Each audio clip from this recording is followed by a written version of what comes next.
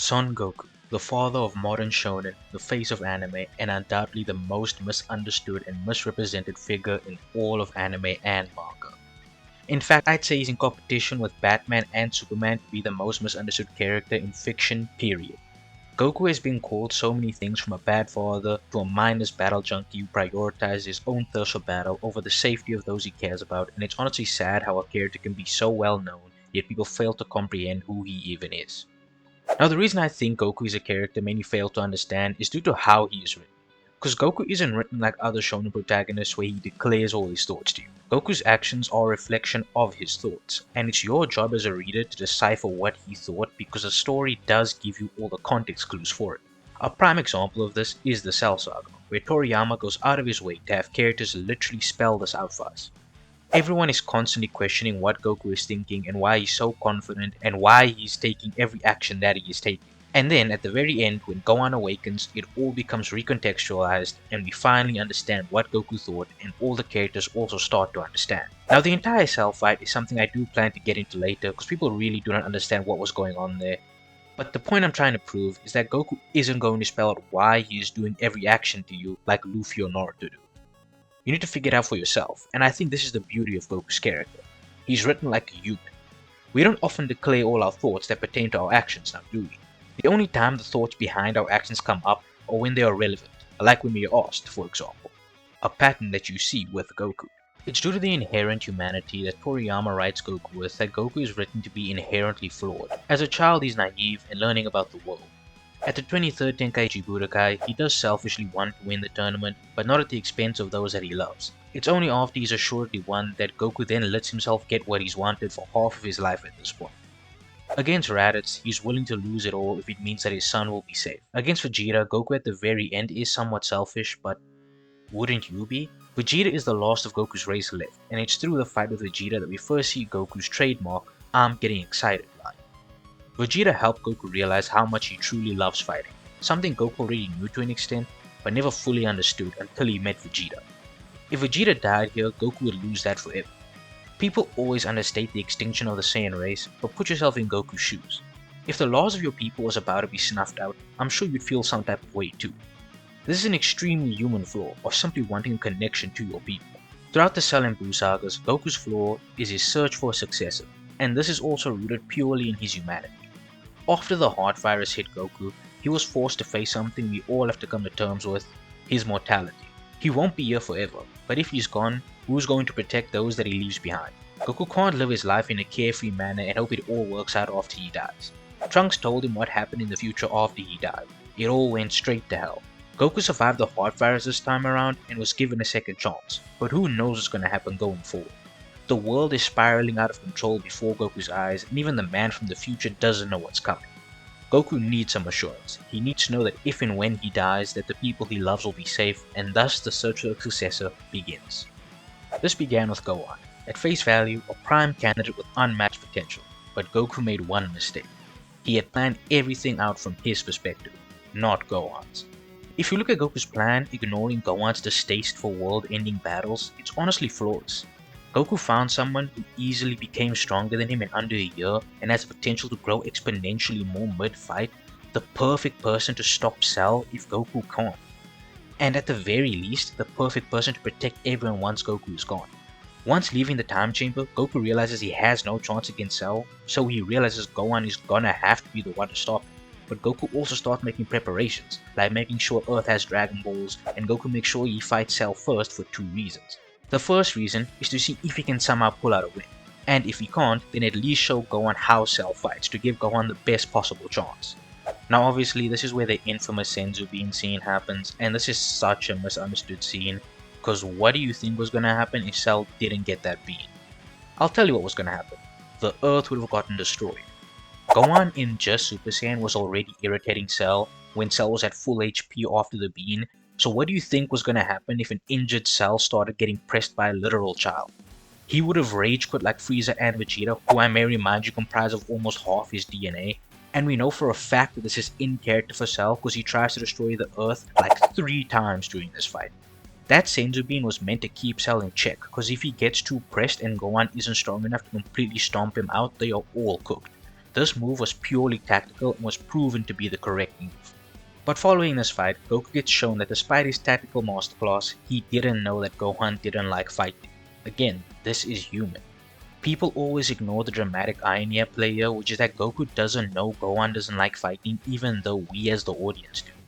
When we first meet Gohan, Goku says Chi-Chi protested training him, not Gohan, so obviously Goku doesn't know what Gohan wants here. Next time Goku sees Gohan, Gohan is running the ones with Nappa, and even after being ordered to leave, Gohan comes back to fight Vegeta.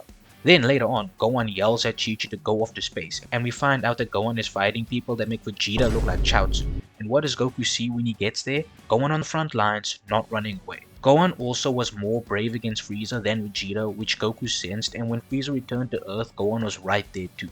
Then Gohan wanted to train for the androids and wanted to fight them, and Gohan wanted to go to the time chamber. There's also the detail of Trunks telling Goku that Gohan was his master and the last line of defense against the androids. So please enlighten me as to when Goku was supposed to figure out that Gohan doesn't like fighting. If you want to blame someone for Goku not knowing this, blame Piccolo. Since the first time we hear Gohan's desires, it's him telling Piccolo, and then Piccolo shuts him down, and the year-long training happens and nobody mentions this to Goku ever. Now some of you may want to say Goku is still irresponsible due to Gohan's age, but you guys are forgetting Goku and his friends' upbringing. None of Goku's inner circle had parents watching him in their youth. Even the ones with present parents like Chi-Chi and Bulma still went out exploring the world, so this feels like the norm to Goku who was raised in isolated environments. Even Roshi, who was for all intents and purposes Goku's guardian after Grandpa Gohan died, told Goku to just go and explore the world as a 12-year-old, so given Goku's upbringing, all of his actions make sense. After Goku gets told for the first time by Piccolo what Gohan wants, Goku then immediately tries to save Gohan despite that being the wrong move tactically.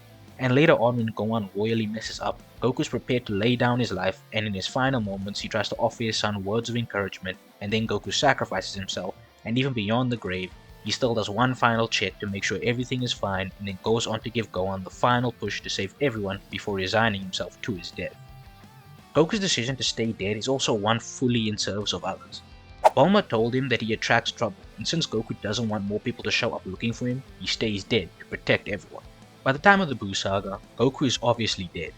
He has no place in this world, and that is what dictates a lot of his decisions here. Upon Goku's return, he sees Gohan has failed as Earth's defender, and yet another threat has surfaced. But Goku thinks to himself he can't be the one to deal with this. They need to be able to do it themselves because Goku shouldn't even be here. It's not his place to interfere, which is why he tries to train Goten and Trunks to deal with it. Goku has seen what happened after he died. Nobody was prepared for a future threat, and if he just picks up the slack for them, they won't be ready for anything the future holds. Unfortunately, this decision Goku made would come to haunt him as Buu's rampage will completely ravage the Earth to the point gods from every level of the universe have to get involved, from King Kai to King Yama to Elder Kai. At this point, Goku realizes that this issue is about more than him, more than his friends. This is about the good of everything. And so he returns to life to face Buu. However, Goku's character flaws still persist. When everyone is brought back to life, Goku's knee-jerk reaction is to bring in Gohan and Goten to fight. He's still trying to prepare them for greater threats. Vegeta then shuts this down, and this is meant to be a character moment for Goku. Look at Vegeta's words carefully. Let the Earth fight for itself. Up to this point, Goku has been constantly making poor decisions, trying to think of the future, and he's even put his family in harm's way thanks to that.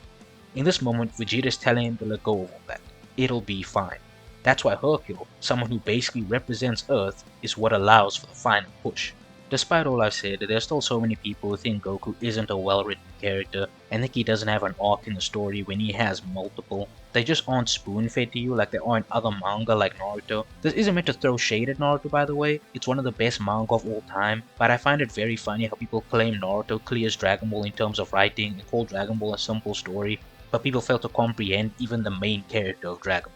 I think Vegeta perfectly exemplifies this because he is often called the best written character in Dragon Ball, something I disagree with, but I think it's because Vegeta is the only character where every arc you get an in-depth explanation of what he is thinking. In other words, his character is spoon-fed to you. Just something worth noting. The last thing I want to address in this video is Goku allegedly being a battle junkie who chooses the fight over his own friends. Look, if you think this, then I genuinely don't think you've read Dragon Ball. OG Dragon Ball alone disproves this because Goku was the definition of a ride or die for his friends. There is not a single instance you can point to of Goku choosing the fight over his friends in the first 194 chapters of the manga. So already, the idea of this being a defining character trait of Goku's is shaky. I have heard people try to use Goku vs Nappa and Goku vs Jason Berta to say he plays around with his food, and these people have clearly never read these fights. First of all, with Nappa, Goku was mad at him and was beating on him as revenge for all his fallen friends, and even while doing this, Goku doesn't taunt Nappa and aura farm on him for no reason. Vegeta and Nappa both tell us that Goku doing this was on purpose because it was weakening Nappa, which is why Goku is taunting him the entire fight. And after Goku breaks Nappa, look at what he tells Vegeta: to leave. He can sense exactly how strong Vegeta is, but Vegeta is a threat, so Goku is gonna first and foremost see if he can neutralize the threat before trying to entertain himself. Against Berta and Jace as well, Goku has zero interest in them, he's trying to get them to leave. Goku's love for fighting is limited to sparring matches, things like Goku vs Krillin where Goku verbatim says it's the most fun he's ever had in a fight. He doesn't care for death matches. People also love to bring up Goku letting Frieza power up to 100%, but this scene is heavily taken out of context. First of all, Goku is not 100% in character here. It is a plot point that Super Saiyan alters your personality, and on the same page where Goku talks about wanting to beat Frieza at his best so he has no regrets as a warrior, King Kai outright says Goku isn't Goku anymore. Goku's speech bubbles also change to denote that he is acting different. For those of you who don't know, Toriyama tends to use regular round bubbles for heroes and more angular sharp ones for villains, and when Goku goes Super Saiyan, his bubbles change to angular ones. And you can see this is intentional because on the page where Goku powers down to base, we see the difference in speech bubbles. Goku also lies to Frieza's face multiple times throughout this fight because he's trying to buy time for Gohan and the others to escape, which we see when Goku verbatim says he isn't buying time and is going to kill Frieza. Then we see him think about what's taking Gohan and the others so long. To sum it up, this scene with Frieza cannot be used at all as an indication of Goku's character, because not only is his personality being affected, he is also proven to be lying at several points in the fight to suit his agenda of buying time, so the words he says to Frieza while Gohan and the others are on the planet cannot be trusted. Goku even abandons the fight at the end, and then we see that what he really wanted out of this fight was to crush Frieza's spirit, something uncharacteristic for Goku, but makes sense in his current mindset. Goku at his core is just like any one of us. He tries his best, but he makes mistakes, and he tries to make up for them.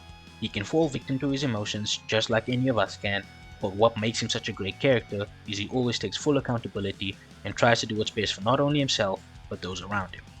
Goku is an inspiration and one that we can all learn from. But that's going to be it for the video. If you enjoyed, be sure to like and subscribe, and I hope you all have a great rest of your day or night whenever you're watching this, and I hope to see you all next time.